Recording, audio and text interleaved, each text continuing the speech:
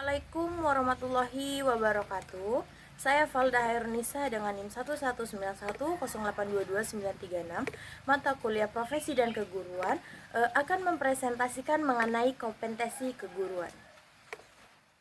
Baik, kita akan membahas tentang definisi kompetensi terlebih dahulu. Kompetensi adalah suatu hal yang dikaitkan dengan kemampuan, pengetahuan, atau wawasan, dan sikap yang dijadikan suatu pedoman dalam melakukan tanggung jawab pekerjaan yang dikerjakan oleh pegawai. Kemudian ada kompetensi merupakan suatu karakteristik yang mendasar dari seorang individu. Kemudian ada kompetensi adalah kemampuan atau kecakapan. Kemudian ada juga kompetensi menunjuk pada kemampuan melaksanakan sesuatu yang diperoleh melalui pendidikan atau latihan. Kemudian ada juga kompetensi merupakan kemampuan untuk menunjukkan aktivitas dalam suatu pekerjaan yang ditunjukkan oleh kemampuan mentransfer keterampilan dan pengetahuan pada situasi yang baru. Kompetensi menurut Mukminin mengutip pendapat Hall dan John, kompetensi adalah pernyataan yang menggambarkan penampilan suatu kemampuan tertentu secara bulat yang merupakan perpaduan antara pengetahuan, keterampilan, dan sikap yang dapat diamati dan diukur. Kemudian ada kompetensi guru atau PGBK, pendidikan guru berdasarkan kompetensi, menyatakan bahwa kompetensi adalah kemampuan profesional yang berhubungan dengan jabatan tertentu.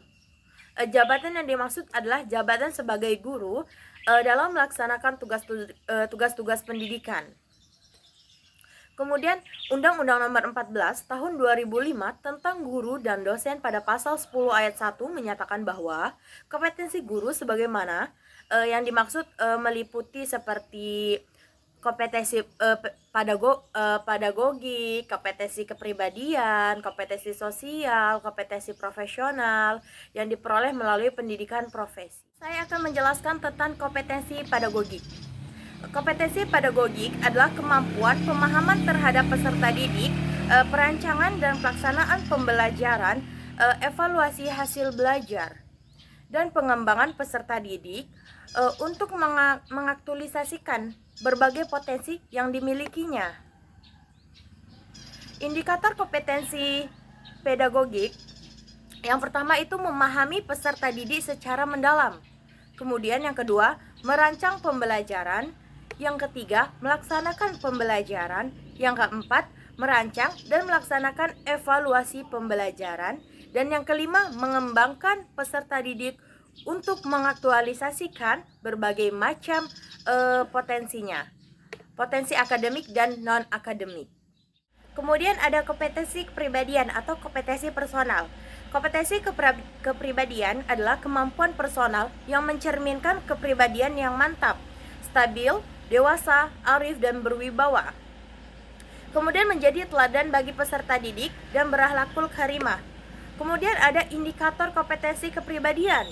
Yang pertama, kepribadian yang mantap dan stabil, bertindak dengan norma sosial, bangga menjadi guru, dan memiliki konsistensi dalam bertindak sesuai dengan norma. Kemudian kepribadian yang dewasa, menampilkan kemandirian dalam bertindak sebagai pendidik dan memiliki etos kerja sebagai guru. Kemudian yang ketiga, kepribadian yang arif, menampilkan tindakan yang didasarkan pada kemanfaatan peserta didik. Yang keempat, kepribadian yang berwibawa. Yang kelima, berakhlak mulia dan dapat menjadi teladan. Kemudian guru merupakan figur muslim sejati dengan indikator iman yang kokoh, salimul akidah, benar ibadahnya, sahihul ibadah, bagusnya akhlak, matinul huluk, mandiri, qadirul alal kasbi, luas pikirannya, sungguh-sungguh mujahidan li nafsi. Kemudian ada tertib urusannya, kuat jasmani, qawiyul jismi. Yang kesembilan, tertib amalnya, harisun alal waqtihi. Kemudian bermanfaat untuk orang lain, nafiun li ghairihi. Kompetensi profesional atau kompetensi profesional adalah penguasaan materi pembelajaran secara luas dan mendalam yang mencakup penguasaan materi kurikulum mata pelajaran di sekolah dan substansi keilmuan yang menaungi materinya, serta penguasaan terhadap struktur dan metodologi keilmuannya. Kemudian yang terakhir yaitu kompetensi sosial. Kompetensi sosial adalah kemampuan guru untuk berkomunikasi dengan dan bergaul secara efektif dengan peserta didik, tenaga pendidikan, orang tua atau wali peserta didik, dan masyarakat sekitar. Bersikap inklusif, objektif, tidak diskriminatif karena pertimbangan jenis kelamin, agama, ras, kondisi fisik, latar belakang keluarga, status sosial keluarga.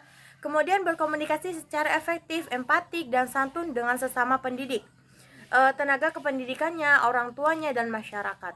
Kemudian beradaptasi di tempat bertugas di seluruh wilayah Republik Indonesia yang memiliki keragaman sosial budaya.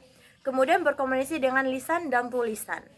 Itu aja video yang bisa saya presentasikan, kurang lebihnya mohon dimaafkan. Wabillahi taufiq wal hidayah. Wassalamualaikum warahmatullahi wabarakatuh.